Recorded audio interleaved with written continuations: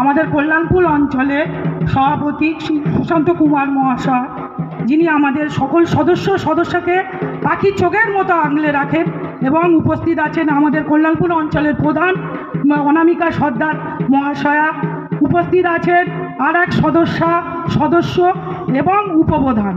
প্রথমেই জানাই আমার এই গ্রামবাসীবৃন্দুর সকলকে জানাই প্রথম আন্তরিক শুভেচ্ছা। এই কালী পুজোর ঐতিহ্য হলো মা রাতে আসে, মা রাতে চলে যায়। মা সকল গ্রামবাসীকে যেন সুস্থ রাখুক, সবল বাচ্চা থেকে আরম্ভ করে সবাইকে, শরীর থেকে আরম্ভ করে সব সুস্থ স্বাভাবিক রাখুক, এবং সবাই জীবনযাত্রা সুস্থ স্বাভাবিকভাবে পরিচালনা করুক। এবং এখানে আছে আমাদের এই পুজো কমিটির সকল সদস্যা এবং আমাদের পুজো কমিটির এই সভাপতিকে আমি জানাই আমার আন্তরিক শুভেচ্ছা। এই পুজোটাকে তারা সুন্দরভাবে সুষ্ঠুভাবে তারা এগিয়ে নিয়ে যাচ্ছে গুটি গুটি পায়ে।